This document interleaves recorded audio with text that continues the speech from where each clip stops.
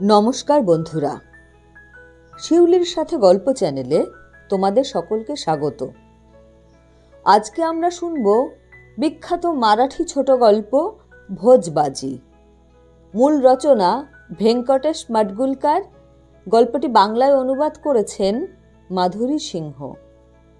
গল্পটি শুরু করার আগে তোমাদের বলি, যদি গল্পটি শুনে তোমাদের ভালো লাগে অবশ্যই একটা লাইক দিয়ে যেও, আর যদি চ্যানেলটা এখনও সাবস্ক্রাইব করা না হয়ে থাকে অবশ্যই সাবস্ক্রাইব করে দিও। শুরু করছি মারাঠি গল্প ভোজবাজি। ভোরের আলো ফুটলে নাপিত বাড়ির বুড়ির ঘুম ভেঙে গেল। বিছানায় উঠে বসে পাশে ঘুমন্ত নাতনিকে তুলতে লাগলেন। ওঠ রে সোনা আমার, সের চারেক পিষতে হবে। নাতনি বড় হয়েছে, ঋতুমতিও হয়েছে, তাই আজকাল ঘুমটাও খুব বেড়ে গিয়েছে। শরীরটাকে যখন তখন একটু গুটিয়ে শুটিয়ে নিয়ে কোথাও একটা কোণে গিয়ে ঘুমোতে শুরু করে। ঘুমের মধ্যে গায়ের কাপড় চোপড়েরও কোনো ঠিক ঠিকানা থাকে না। এই নিয়ে তাকে তার ঠাকুরমা আর মা যথেষ্ট বকাবকি করেন, কিন্তু কিছুতেই ঘুমটাকে বশে রাখতে পারে না। বৃদ্ধা স্নেহভরে শীর্ণ হাতে ঠেলতে লাগলেন, তাতে কন্ডির ঘুম একটু ভাঙল। তার বুকের কাপড়টা সামলে দিয়ে বৃদ্ধা আবার বললেন, ওঠ ওঠ, আমার হাতে হাতে জাতাটা টানবি, যথেষ্ট ঘুম হয়েছে। শরীরের আলস্য ভেঙে কন্ডি উঠে পড়ল। ঘুমের ঘোরটা চোখে লেগেই রয়েছে, আর মাথাটাও কেমন যেন হালকা হালকা মনে হচ্ছে। স্বাভাবিকভাবেই হাতটা চুলের কাছের দিকে গেল, কিন্তু খোঁপাটা তো জায়গা মতো নেই। বৃদ্ধা প্রদীপ জ্বালিয়ে জাতার কাছে গিয়েছেন। তাকে হেঁচড়ে এনে কন্ডি বলল, ঠাকুমা, আমার খোঁপা কোথায়? নাতনির প্রশ্নের বাণে বৃদ্ধা বুঝতে পারলেন না। খোঁপা কোথায় মানে কি? হাতের প্রদীপটা তুলে ধরে তিনি অবাক হয়ে কন্ডির দিকে তাকালেন। এবার নাতনির মাথায় হাত বুলিয়ে দেখলেন তার মাথা ন্যাড়া। তখন কন্ডি আর্তনাদ করে উঠল, ঠাকুমা, আমার চুল কে কাটলো গো? হাতে প্রদীপ নিয়ে নুয়ে পড়া বৃদ্ধা নাতনির বিছানার কাছে এগেলেন। ঠান্ডা নরম চুলের দলা তার পায়ে ঠেকল। তিনি নিচে বসে কাঁপা কাঁপা হাতে সেগুলো তুলে ভালো করে দেখলেন। নাতনির চুল তার হাতে, খোপার বাঁধুনিটা সেই রকমই রয়েছে, তাতে আগের দিনের মাখা তেলও তেমনি আছে, গুজে রাখা চুলও তেমনি। নিপুণ হাতে কাঁচি দিয়ে ছাটার মতোই চুলগুলো মাথা থেকে আলাদা হয়ে গিয়েছে। চুলের গুচ্ছটা হাতে শক্ত করে ধরে বৃদ্ধা মেয়েটির মাথাটা দেখে। নিষ্ঠাবতী ব্রাহ্মণীর খোঁচা খোঁচা চুল ভরা মাথার মতো দেখাচ্ছে। রাত্রে এমন করে চুল কাটলো কি করে? কোন নচ্ছার মেয়েটাকে উপহাস করলো? রাগে গড়গড় করতে বৃদ্ধা উঠলেন, উল্টো দিকে আলাদা হয়ে যাওয়া ছোট ছেলের ঘরে ঢুকলেন। বন্ধ ঘরে ধাক্কা মেরে চেঁচালেন, বাপু, বাপু, ওঠ, তোর বউয়ের কসাইগিরিটা দেখ। বাপু উঠে ধুতিটা সামলে নিয়ে বেরিয়ে এসে বলল, কি হয়েছে মা? আরে, তোর বউটাকে ধাক্কা মেরে কুয়োতে ফেলে দিতে পারিস না? তাকে শেষ করে দিতে পারিস না? কিন্তু হয়েছেটা কি? তোর ওই বউ হেসেল আলাদা করলো, মধ্যিখানে দেয়াল তুলল, আর আজ রাত্রে এসে শত্রুতা করে গেল। কাঁচি দিয়ে আমার নাতনির চুল কেটে সর্বনাশ করে গেল। কি রে, এসব হচ্ছেটা কি? কার? কন্ডির চুল কেটেছে? আমার বউ? দেখ দেখ। ইতিমধ্যে কন্ডিও সেখানে এসে দাঁড়িয়েছে। তাকে সামনে এনে বৃদ্ধা বললেন, দেখ দেখ মেয়েটার কি দশা করেছে। মা মরা মেয়েটাকে এরকম করলে? কি রে, কি বলি আমি? গোবেচারি মেয়েটাকে কি করলো? কাপড়ে মুখ ঢেকে কন্ডি কাঁদতে শুরু করে। বাপু তাকে সান্ত্বনা দেয়। বিছানায় এপাশ ওপাশ করতে থাকা বাপুর বউ এবার বাইরে আসে। বেটে কালো, দাঁত বের করা, টানাটানির ফলে চুলগুলো এলোমেলো হয়ে রয়েছে। রাত্রে ছেড়ে রাখা চলি না পরে আলু থালু শাড়ি কোনো মতে টেনে নিয়ে এসে হঠাৎ বাইরে বেরিয়ে আসে। কর্কশ স্বরে বলে, কি হয়েছে গো মা? বাপু তার শির দ্বারাতে ক্যাত করে লাথি মারে। মাগি, তুই রাত্রে মেয়েটার চুল কেটে নিয়েছিস, তোকে কি বলা যাবে? লাথির চোট সামলে বাপুর বউ কান্নায় ভেঙে পড়ল। মলাম মলাম, হে ভগবান, কিন্তু আমি কি করলাম? আমাকে মারছো কেন? বৃদ্ধা তার সামনে এসে বললেন, বজ্জাত মেয়ে, কেমন চেঁচাচ্ছে দেখ, মার মার বাপু, মেরে পাট পাট না করলে স্বভাব যাবে না। কিন্তু বাপু হাত তোলার আগেই সে ধপ করে নিচে বসে পড়ে। রাগের চোটে থামের ওপর মাথা ঠুকতে শুরু করে, রক্ত গঙ্গা বয়ে যায়, আর সে কাঁদতে কাঁদতে বলে চলে, আমি আমার ছেলের মাথায় হাত রেখে বলছি, আমি খান্ডুয়ার সিঁড়ি ছুঁয়ে বলছি, আমি কন্ডির চুলে হাত দিইনি। আমার দোষ দিচ্ছ কেন? আমাকে শুধু শুধু মারছো কেন? মায়ের চিৎকার চেঁচামেচিতে বাপুর ছেলের ঘুম ভেঙে গেল। সে গলা ছেড়ে কাঁদতে শুরু করলো। তাকে শান্ত করার জন্য বৃদ্ধা বউয়ের উপর চেঁচালো, চুপ কর, জানোয়ারের মতো চেঁচাস না, ছেলে ভয় পেয়ে গিয়েছে। বউয়ের গলা কি কম নাকি? সমস্ত গা জড়ো করে দিচ্ছে। এই চিৎকার চেঁচামেচি হয়েই চলল। সেই সময় ভাড়ার ঘরে ধরধর করে আওয়াজ হলো। বৃদ্ধা বললেন, বাপু, ভাড়ার ঘরে যা, কি পড়ল দেখ। বিড়াল লাফালো বোধ হয়। বাপু ঘরে গিয়ে দেখে ঘরের গোছানো জিনিসপত্র সব নিচে ছত্রাকার হয়ে রয়েছে। ভাঙা ভাড়ের টুকরো চারিদিকে ছড়িয়ে, ধান টান নুন গছিয়ে রাখা যাবতীয় জিনিসপত্র ছড়ানো। গোছ করা জিনিস কি করে ছত্রাকার হলো? বেড়ালও নেই, ধেরে ইঁদুরও নেই। জ্বালাটা উল্টে পড়ল কিভাবে? বাপু হতভম্ব হয়ে গেল। তার কিছুই বোধগম্য হচ্ছে না। বৃদ্ধা নিজে এসে এই সর্বনাশ দেখে কলকল শুরু করলেন। বাপুকে বললেন, দেখেছিস কি, সব জড়ো কর। তখন টুলের ওপর থাক থাক করে গুছিয়ে রাখা বস্তার থেকে মাঝখানের বস্তাটা পুড়তে শুরু করে। জ্বলন্ত জোয়ারের পোড়া গন্ধ আর ধোঁয়া ছড়িয়ে যেতে থাকে। মাঝের বস্তাটা কি করে পুড়ল? এ কি অদ্ভুত কাণ্ড! ধোঁয়া দেখে লোকজন ছুটে এসে জল ঢেলে বস্তার আগুন নেভাতে শুরু করে। সমস্ত দামি জামা কাপড়ের বস্তা, ধুতি, জরির পাগড়ি, ব্লাউজ, রঙিন শাড়ি, বাচ্চাদের সিল্কের পোশাক, দাহ্য যা কিছু ছিল সব পুড়ে গেল। এই অদ্ভুত খবরটা মুখে মুখে সারা গায়ে ছড়িয়ে পড়ল। চাষের কাজে না গিয়ে সকলে নাপিতের বাড়ির চারিদিকে জড়ো হলো। সন্ত্রস্ত হয়ে বাপু নাপিত বারান্দায় বসেছিল। ঘরে জল থই থই করছে। পোড়া কাপড়, ধান, খাপড়ার টুকরো স্তূপ হয়ে রয়েছে। নাপিত বাড়িতে মস্ত ঘটনা ঘটেছে, আর এই সময়ে সহানুভূতি দেখানোটা গায়ের লোকের কাছে একটা অবশ্য কর্তব্য বটে। যার ইচ্ছে আসছে আর কন্ডির ন্যাড়া মাথা দেখে দুঃখ প্রকাশ করছে। আরে মারে মা, সুন্দরী একেবারে কুৎসিত হয়ে গেল, কে এমন কাজ করলো? সে যে ফালতু লোক আসছে আর ভাঙা কলস, পোড়া জামা কাপড় দেখে আর দরদ দেখাচ্ছে। আরে রে, সমস্ত ছারখার হয়ে গিয়েছে যে, কেউ টুকটাক করেছে নাকি?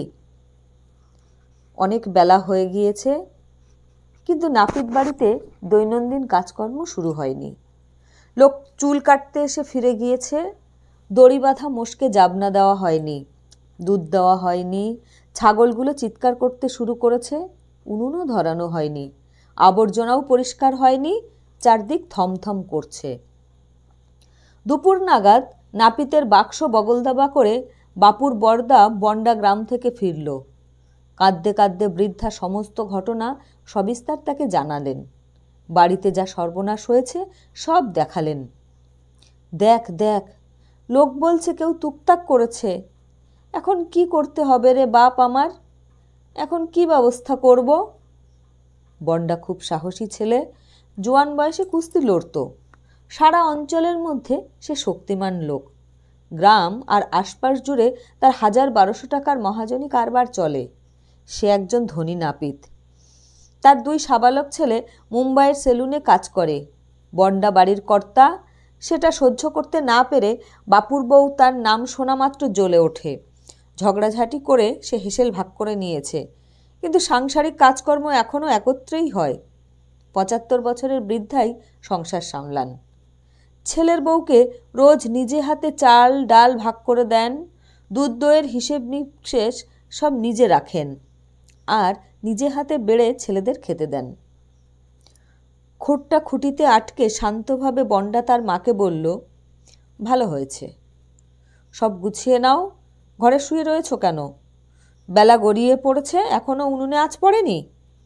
কন্ডে, মোষগুলোকে ছেড়ে দে, জঙ্গল থেকে ঘুরিয়ে আন, যা। ওঠ। ওরে বাপু, মাথায় হাত দিয়ে বসে আছিস কেন? খোকামি হচ্ছে সব। ছড়ানো ছিটানো জিনিসগুলো সব গুছিয়ে রাখ। বন্ডার কথাতে সকলের বল এলো। ভাঙা কলসির টুকরোগুলো জড়ো করলো, পোড়া বস্তা ছাই ফেলা হলো আবর্জনার মধ্যে, উনুনে আঁচ পড়ল, দুধ দোয়া হলো। বৃদ্ধার বাড়ির সব কাজ আগের মতোই শুরু হয়ে গেল। বিনা কারণে বউকে দোষ দেওয়ার জন্য বৃদ্ধা নিজেকেই বকতে শুরু করলেন। ঘর বার করতে করতে তিনি নিজের মনে বিড়বিড় করতে শুরু করলেন, মা গো, এ কী হলো?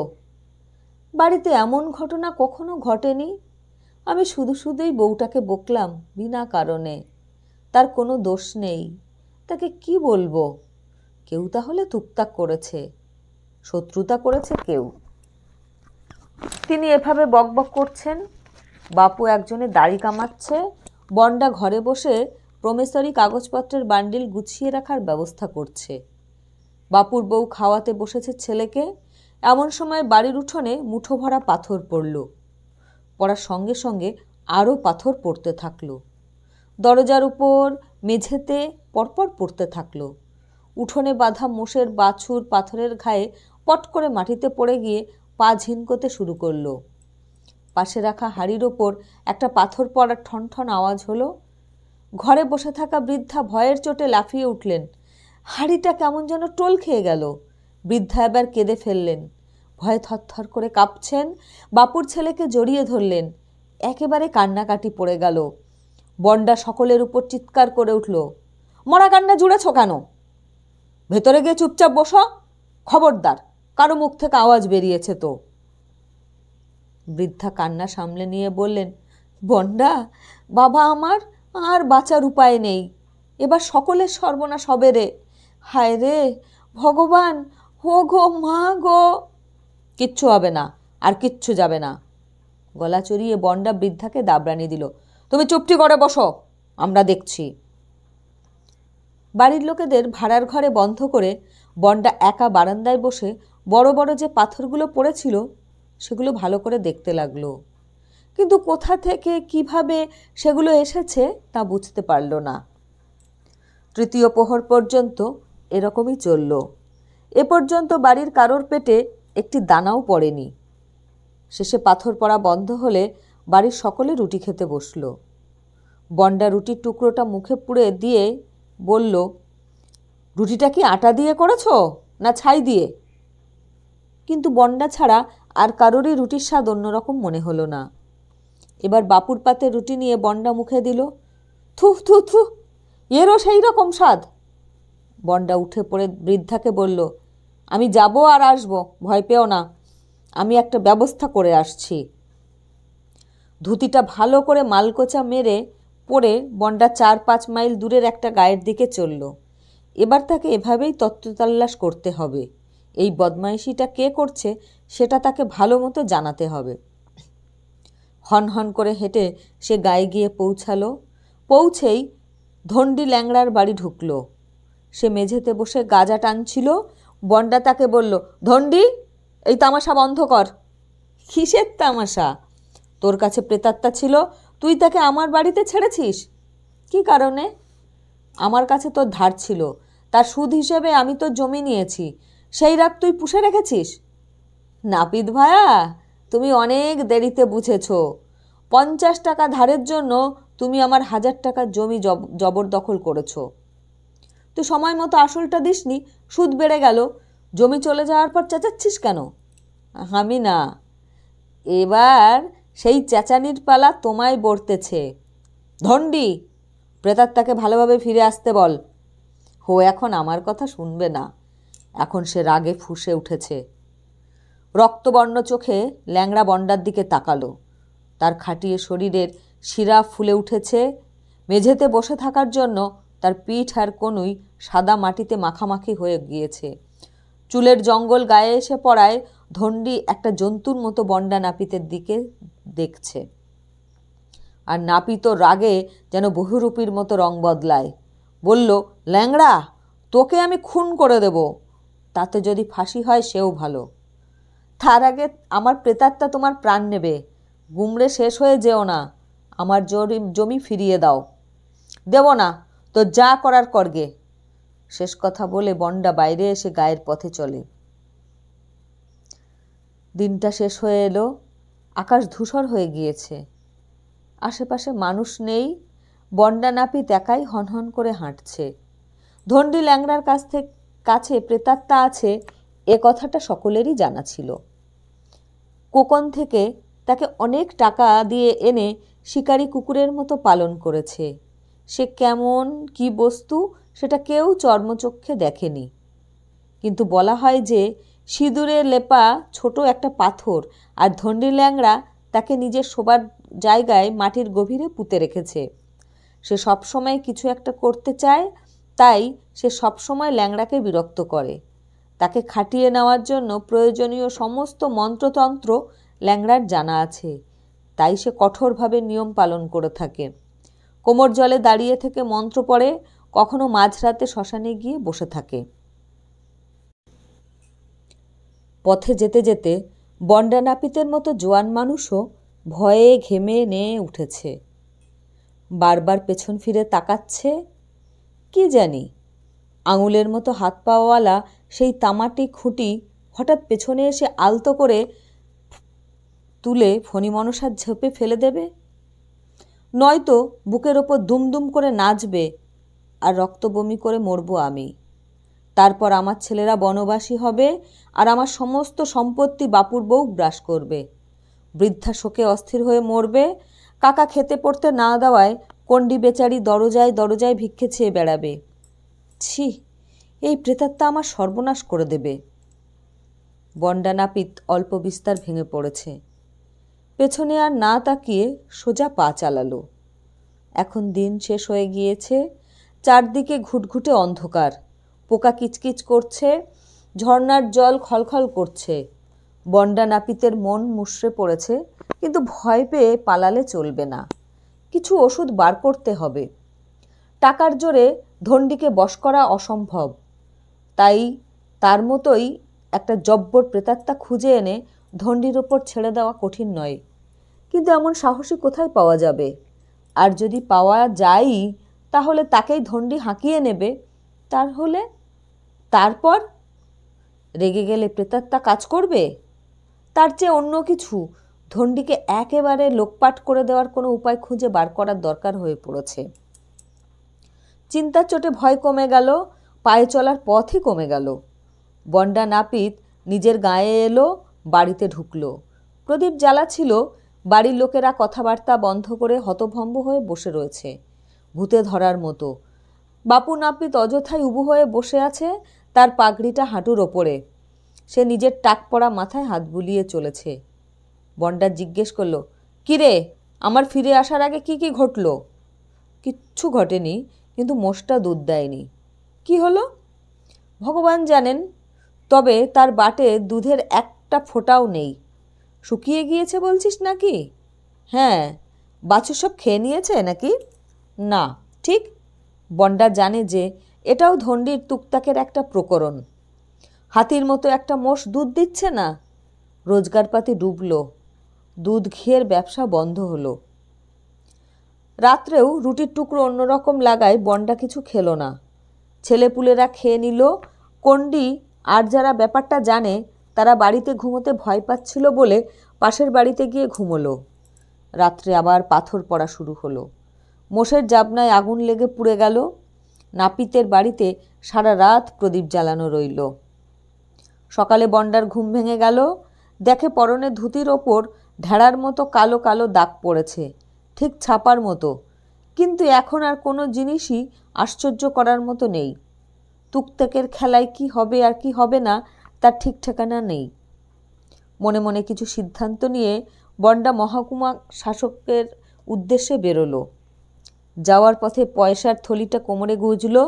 গা থেকে বেরোনোর সময় লোকেরা জিজ্ঞেস করল, ওহে বন্ডা, কি ঠিক করলে? মহকুমা শহর থেকে ফিরে আসি? বাড়ির খেলা বন্ধ হয়েছে? না। তোমাদের উপর কি ঝামেলা হচ্ছে? তোমাদের কোনো শত্রু আছে নাকি? এটা তুকতাকের খেলা। একজন ওঝা এনে ব্যবস্থা করো। হ্যাঁ, তোমাদের মোষের দুধ শুকিয়ে গিয়েছে? এরকম দায়সারা উত্তর দিয়ে বন্ডা গায়ের বাইরে এসে মহকুমা শহরের পথ ধরল। গায়ের চারদিকে এই চর্চাই চলছে, আর লোকেরা তাকে দয়া দেখাচ্ছে। ব্যাপারটা বুঝে বন্ডার খারাপ লাগতে লাগলো। বন্ডা নাপিত কখনো কারোর দয়ার পাত্র হয়নি। ল্যাংড়ার থোতামুখ ভোঁতা করে দেওয়া দরকার। মহকুমা শহরে এসেই নাপিত গায়ের এক পরিচিত পুলিশ অফিসারের বাড়িতে গিয়ে দেখা করল। বাইরের ঘরে মেঝেতে বসে বাড়িতে যে তোলপাড় চলছে তার বিস্তৃত বিবরণ দিতে শুরু করল। আরাম কুর্সির ওপর ঠ্যাং ছড়িয়ে সাদা বিড়ি টানতে টানতে পুলিশ অফিসারটি সব শুনলেন। শেষে নাপিত দুঃখের সঙ্গে বলল, মহারাজ, এই 100 টাকা নিন আর ধন্ডিকে কোনোভাবে শায়েস্তা করুন। অফিসারের কাছে সমস্ত কিছুই খুব মজার ব্যাপার মনে হলো। তিনি হেসে বললেন, আরে কি বাচ্চাদের মতো তুকতাকের গল্প করছো? সব কিছু মিথ্যে। না মহারাজ, মিথ্যে বলবেন না, সারা গা সাক্ষী আছে। আপনি চোখ খুলে তাকান। কি দেখব? প্রেতাত্মাটাকে আমাকে দেখাবে? তাকে দেখা যায় না। সাহেব, তার কাণ্ডটা কিছু দেখুন।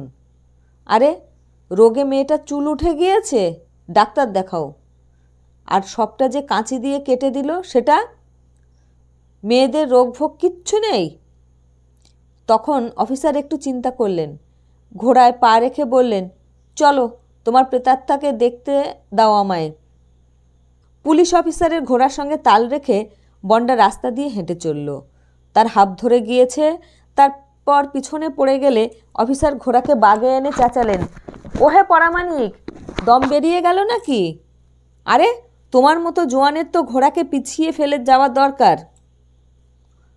তারপর নিঃশ্বাস বন্ধ করে ধুতি সামলে নাপিত ছটান ছুট মারল। কিন্তু অফিসারের ঘোড়ার 4টে পা আর নাপিতের তো 2টো। অবশেষে দুজনেই গায়ে এলো। নাপিতের বাড়ির কাছে অফিসার লাফ মেরে ঘোড়া থেকে নেমে বারান্দায় উঠে গর্জন করলেন, ওহে পরামানিক, প্রেতাত্মা কোথায়? আমাকে দেখাও, আমি তার সঙ্গে কুস্তি লড়ব। অফিসার এই কথা বলা মাত্র কোথা থেকে একটা পাথর এসে পায়ের পাতার কাছে পড়ল। ওরে মা রে! 2 হাত দিয়ে তোলা যাবে না এমন সেই পাথর যদি অফিসারের মাথায় পড়ে তবে 1 অফিসার থেকে 4 অফিসার হয়ে যেত। সুপুরি ভাঙার মতো সেই জোয়ান অফিসারও টুকরো হয়ে যেত। নাপিত বলল, দেখো সাহেব, পরিচয় পেলে? অফিসার চেঁচামেচি শুরু করে দিলেন, পাথর কে ফেললো?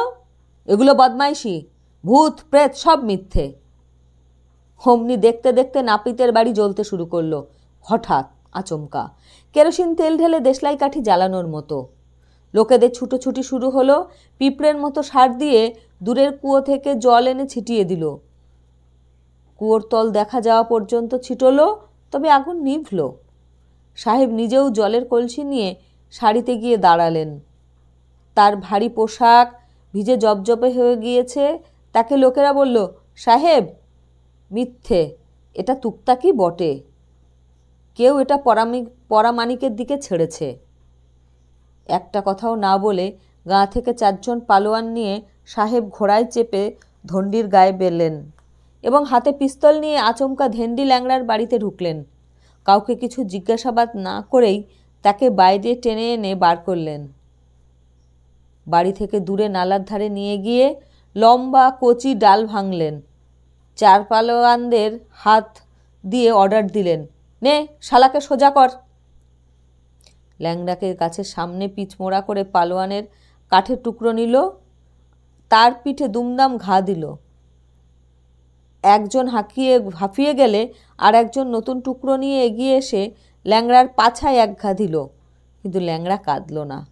সে উফ আহ কিছুই করল না।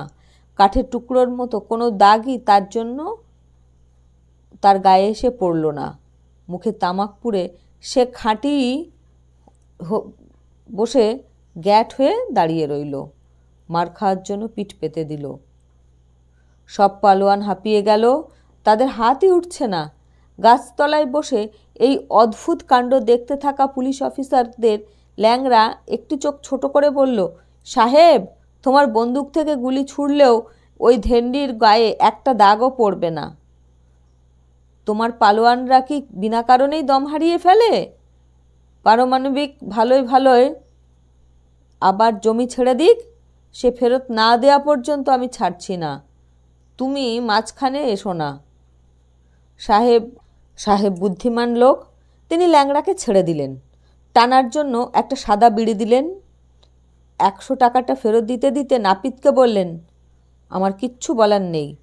ল্যাংড়া মানুষ নয়, শয়তান। ক্ষমতা থাকলে তার সঙ্গে খেলা করো, নয়তো জমি দিয়ে মুক্তি পাও।